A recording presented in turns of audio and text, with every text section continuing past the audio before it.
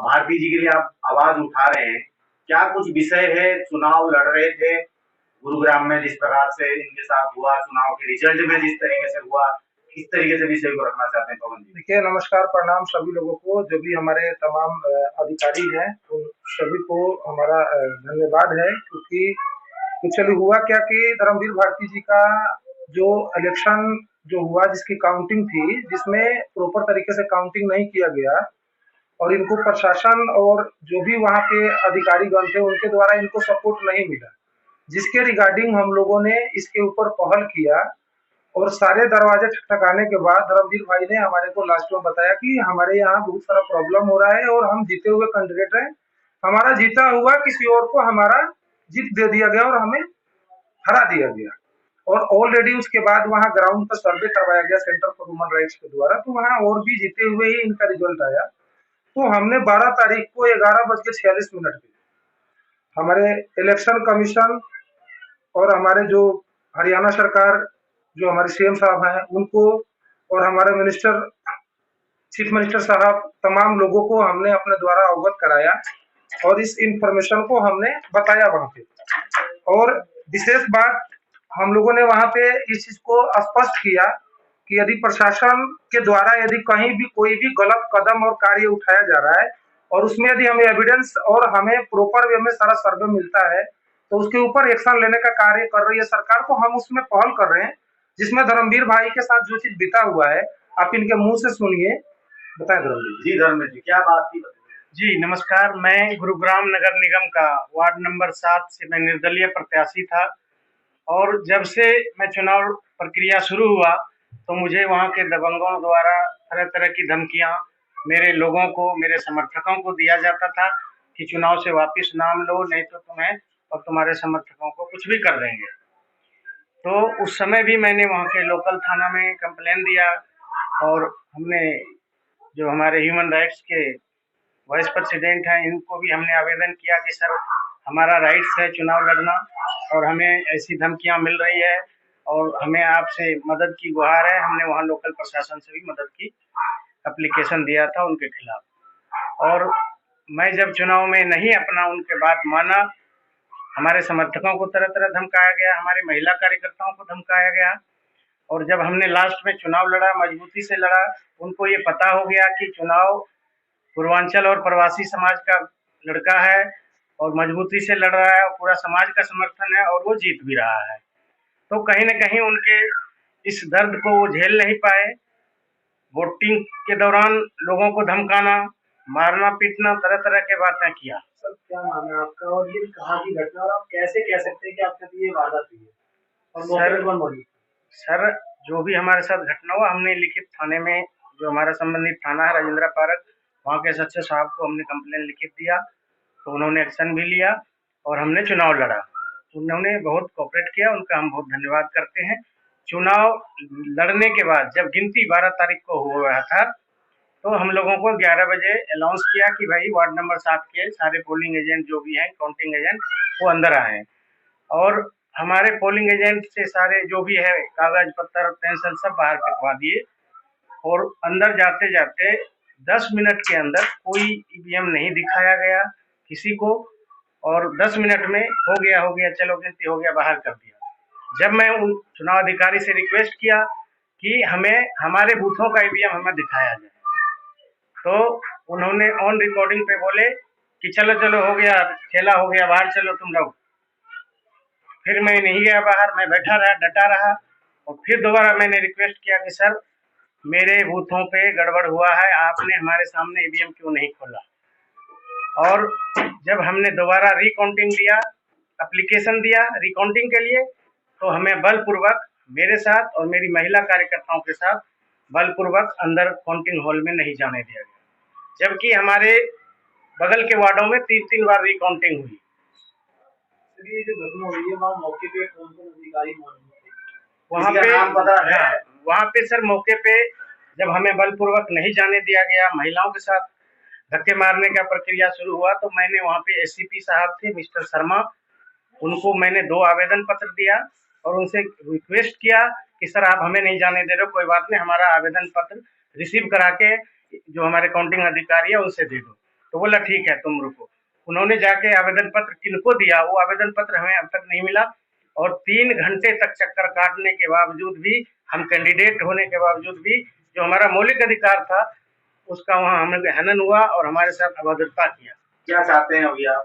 अब हमने वहाँ के गुरुग्राम के माननीय डीसी साहब के उनके संबंधित कार्यालय में हमने एप्लीकेशन दिया है कि हम चाहते हैं कि हमारे को न्याय मिले, रिकाउंटिंग किया जाए और जो भी दाल में काला है उसे न्याय मिले और रिकाउंटिंग कराया जाए। दूध का दूध, पानी का पानी हो जाएगा। अच्छा, रिकाउंटिंग की पवन जी बात हो रही है, आप जरा बताइए क्या ये सब फाइल पत्र लेके आए हैं, इसके विषय में बताइए। बेसिकली इन्होंने हमने अपने लेवल पे ना सारे तमाम बड़े अधिकारीगण को इन्फॉर्म किया और हमारे डीसी साहब से भी हमने फिजिकली इनको भेज के हमने ये अवगत कराया और हमने रिसीविंग करवाई। अच्छा, आप देख रहे हैं वहाँ प्रेजेंट डीसी साहब का लेटर है। अच्छा अच्छा अच्छा। उसके बाद इन्होंने जितने भी कंप्लेन दिए तमाम बड़े अधिकारियों को, ये सभी लोगों का लेटर है जो कि रिसीव नहीं किया गया और इनको बार बार प्रशासन के द्वारा इनको प्रेरित करने का कार्य किया गया। सेकंड लेटर ये है, ये किसको? ये गया हुआ है थाना प्रभारी काउंटिंग हॉल के टाइम। उसके बाद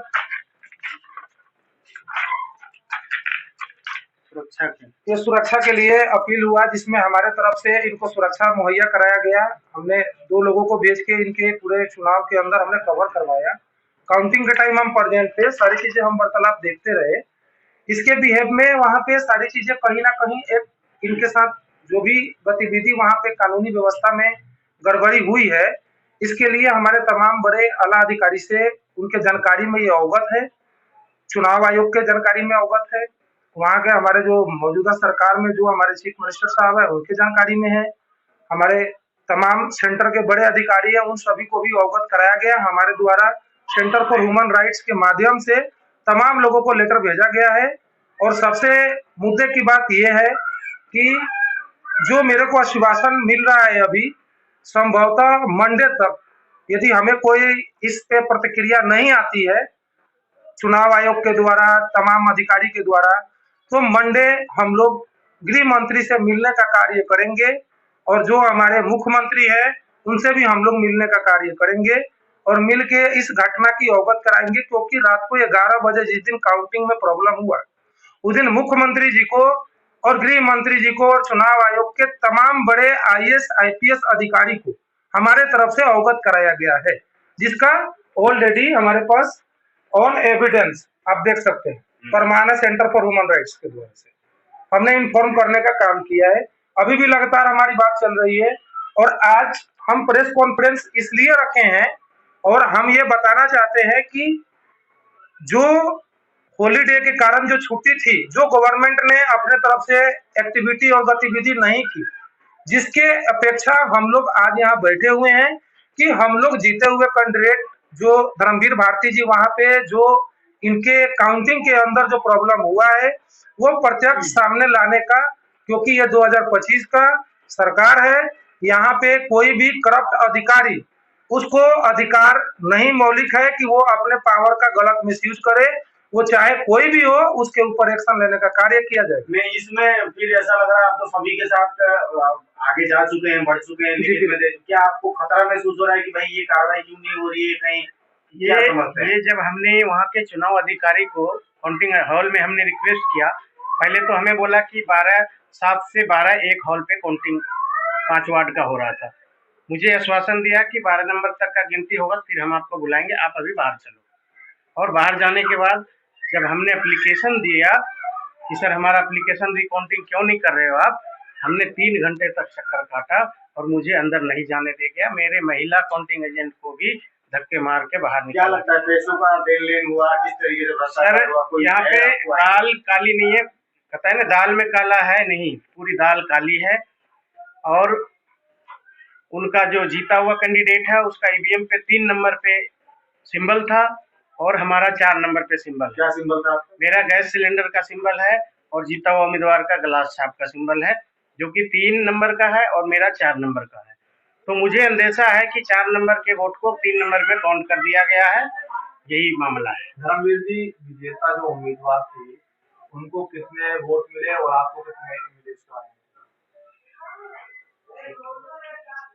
मेरे को आंकड़ा है? हाँ आंकड़ा है, समूह फोन दीजिए 500,597।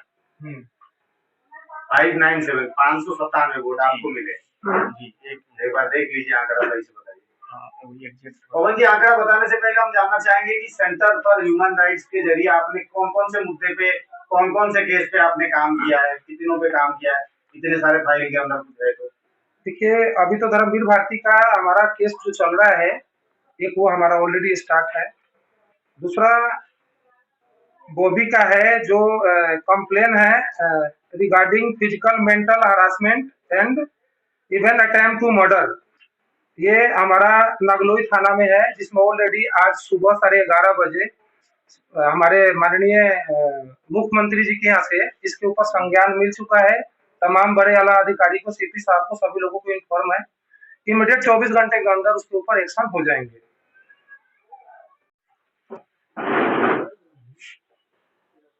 जी पवन जी, कौन कौन से केस पे काम किया आपने इन सब चीजों को लेकर? अभी अपने पास complain against organised honey trap and black money gang in Bangalore, जिसमें वहां के गवर्नमेंट और प्रशासन के द्वारा ऑलरेडी इंफॉर्मेशन आ चुका है। आप देख सकते हैं जी सारा चीज। और बताइए।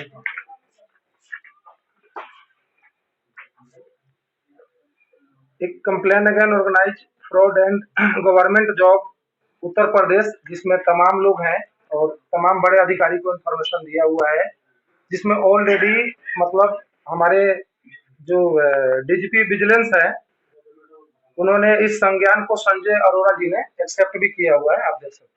चलिए, इस तरीके से कितने टोटल ओवरऑल बता दीजिए कि कितने मुद्दे होंगे जिस पर? अभी बहुत सारे मुद्दे पे हम लोग काम कर रहे हैं। हमारा basically centre for human rights का एक ही मिशन है कि जहां भी करप्ट तरीके से किसी भी डिपार्टमेंट में कोई भी गलत गतिविधि हो रहा है, वहां पे हमारा संस्था खड़ा होके उस चीज के ऊपर लगाम लगाने का काम कर रहा है। गवर्नमेंट के जो भी प्रोटोकॉल है उसको ध्यान में रखते हुए। साथ साथ आप बिजनेस भी करते हैं, क्या चल रहा है इन दिनों? आप एक्टर भी हैं, प्रोड्यूसर भी हैं, उसके विषय में थोड़ा होता है। अभी बहुत सारे हमारे प्रोजेक्ट आने वाला है, जिसका 29 तारीख को हमारा बनारस के अंदर एक भव्य पूजा है, जिसमें हम वहां से खुलासा करेंगे और आने के बाद हम उसका घोषणा करेंगे। भारती जी, क्या रहा आपका वोट का रह गया था वोट सवाल? का जो हमारा सब आपने पूछा था, मेरे को वहाँ पे काउंटिंग अधिकारियों ने प्री प्लान किया था। मेरे को 593 वोट दिखाया और जो जीता हुआ उम्मीदवार है उनको 3,323 वोट दिखाए। तो इसमें 3 नंबर सीरियल ईवीएम पे और 4 नंबर का सीरियल का मुद्दा है कि 4 नंबर वाले को 3 नंबर पे गिन दिया गया, और जब बोला गया कि ईवीएम पे हमें दिखाएं, कागज पे लिख के ना दिखाएं, तो चुनाव अधिकारी ने बोला, बाकायदा वो रिकॉर्डिंग में आप देखवा सकते हैं कि जाओ जाओ खेला हो गया, भगो तुम लोग यहाँ से, चलो। खेला क्या होता है? तो रिकॉर्डिंग भी कभी डिस्प्यूट होता है तो रिकॉर्डिंग दिखाने के लिए भी चुनाव आयोग बाध्य होता है। तो आपने एप्लीकेशन दिया कि आपको जो वीडियो जिस टाइम पे वोटिंग हो रही थी वो वीडियो नहीं दिखाया गया? कुछ नहीं दिखाया गया। 10 मिनट के अंदर पैकअप करके हमें हमारे जो पोलिंग एजेंट को सिर्फ एक बूथ का दिखाया गया।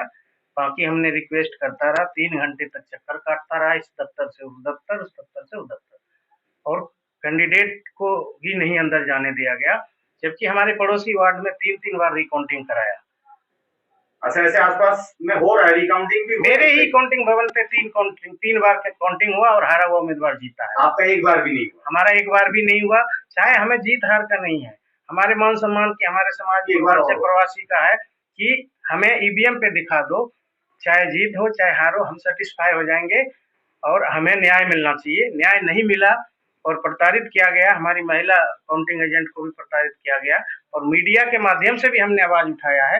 वहाँ पे आप देख सकते हैं कि प्रशासन ने कैसे बल का प्रयोग किया है। क्या आपके पास कोई वीडियो फोटो है? हाँ जी, वीडियो फोटो है, मैं आपको मुहैया करा दूंगा। रील्स भी तमाम मैं इसमें बताना चाहूंगा, मैं तमाम कैसे न्याय देंगे इसमें तमाम जितने भी आरोप लगाए गए हैं, ये सारे आरोप को रिटर्न में चुनाव आयोग को और तमाम बड़े आला अधिकारी को रिटर्न में रात को 11:30 बजे हमारे द्वारा इन्फॉर्म किया गया है, और हर एक चीज, हर एक वीडियो, हर एक एविडेंस भी अटैच करके भेजने का काम किया गया है, जिसका ऑलरेडी हरियाणा के न्यूज पे ये जो हम सारी जो भी पॉइंट अभी हम बता रहे हैं या जो ये एलिगेशन लगा रहे हैं, ये सारे चीज रिटर्न में रात को 11:30 बजे ऑलरेडी सारे आला अधिकारी को इन्फॉर्म करके वो न्यूज ऑलरेडी वो मेल भी हरियाणा के न्यूज चैनल पे चल रहा है। फाइनली क्या कहना चाहेंगे दोनों मिलकर के, अपना लास्ट स्टेटमेंट दे सकते हैं? लास्ट स्टेटमेंट हमारा एक ही है कि दोबारा से रिकाउंटिंग हो या फिर उस वार्ड को स्थगित करके रीचुनाव हो। अब इस पे ये देखना है कि सरकार क्या पहल उठाती है। हम लोग सरकार के न्याय के साथ खड़े हैं और हमें न्याय मिलेगा, इस बात का और विश्वास है। जब तक न्याय नहीं मिलता है तब तक उन्हें कोई भी पदभार ग्रहण नहीं किया होना चाहिए, ये हम चुनाव आयोग से निवेदन करना चाहते हैं। बहुत ये हमारा आग्रह है। बहुत नमस्कार।